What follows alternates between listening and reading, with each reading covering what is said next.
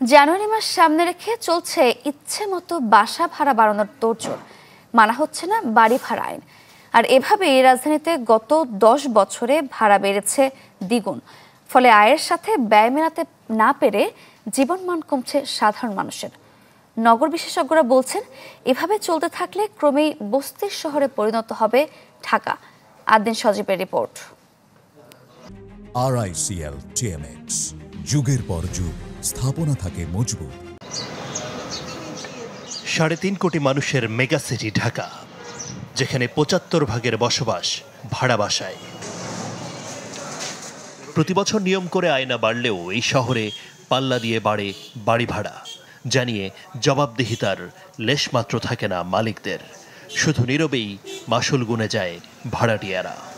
আমাদের আয় কতটুকু এদেরও বিবেচনা করা উচিত। আয়ের চেয়ে দেখা যায় যে ব্যয় বেশি।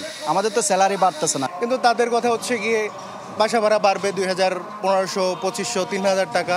আপনারা থাকলে থাকেন, না থাকলে নাই। কারণ হতে পারে যেমন আমি যদি উত্তরার ৯ নম্বর সেক্টরের বাসিন্দা আব্দুল মালিক জনি ৭ বছর আগে ৭৫০ বর্গফুটের যে ফ্ল্যাটে ভাড়া দিতেন ১৭,০০০ টাকা, তা এখন ২৫,০০০। দিন দিন মানুষের চাপ বাড়ছে, চাহিদা খুব বেশি, যে কারণে আমি যদি না থাকি তাহলে আরও বেশি ভাড়া দিতে পারবে। রাজধানীর উত্তরা, মিরপুর, ধানমন্ডি ও হাতিরঝিল এলাকায় সরেজমিন তথ্য পর্যালোচনা করে দেখা যায় গত ১০ বছরে বাসা ভাড়া বেড়েছে দ্বিগুণ। আইন যদি মানতো, আইনের কথা জানতো, তাহলে পরে তো ওরা অবশ্যই এরকম বাড়াইতো না। আইনের কোনো প্রয়োগ নাই তো। সবারই একটা নীতিমালা থাকা উচিত। প্রত্যেকটা এলাকারই নির্দিষ্ট মাপের কত স্কোয়ার ফিটের ভাড়া কত টাকা হবে সরকার কর্তৃক নির্ধারিত হবে। এছাড়া কনজিউমার্স অ্যাসোসিয়েশন ক্যাবের তথ্য বলছে ২৫ বছরে ঢাকায় বাড়ি ভাড়া বেড়েছে ৪০০%। বাড়িওয়ালা এবং ভাড়াটের মধ্যে যে চুক্তি সেটা অলিখিত, সেটা মৌখিক। এই জন্য ভাড়াটেরা এটার ব্যাপারে কোনো প্রতিকার নিতে পারে না। তো এই জন্য আমাদের ১৯৯১ সালে যে ভাড়াটে নিরাপত্তা আইন আছে, এটাকে আপডেট করা দরকার, এটাকে বাস্তবায়ন করা দরকার, দৃশ্যমান করা দরকার। বাড়ি ভাড়া নিয়ন্ত্রণ আইন ১৯৯১ অনুযায়ী ২ বছর অন্তর ভাড়া বাড়ানো যেতে পারে যৌক্তিক কারণে, কিন্তু এর তোয়াক্কা না করে ইচ্ছে মতো বাড়ানো হয় ভাড়া। এই সংকট সমাধানে সম্প্রতি বাড়িওয়ালাদের সাথে মতবিনিময় করেছে ঢাকা উত্তর সিটি কর্পোরেশন।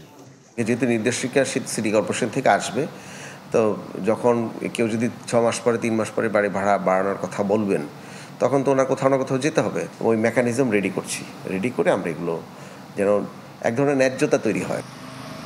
বাসা ভাড়ার ইস্যু গড়িয়েছে আদালত পর্যন্ত। বাড়ি ভাড়া নির্ধারণে কেন নীতিমালা করা হবে না তা জানতে চেয়ে গেল ২ ডিসেম্বর রুলও জারি করেছেন হাইকোর্ট। ক্যাবের তথ্য অনুযায়ী ভাড়াটিয়াদের আয়ের ৩০ থেকে ৭৫% পর্যন্ত ব্যয় করতে হয় বাসা ভাড়ার পেছনে। ফলে জীবনমান কমে গিয়ে ঢাকাবাসীর একটা বড় অংশ এখন ঠাঁই নিচ্ছেন এই শহরেরই ঘনবসতিপূর্ণ এলাকায়। বিশেষজ্ঞদের সংখ্যা এভাবে চলতে থাকলে খুব শিগগিরই এই শহর পরিণত হবে বস্তির নগরে।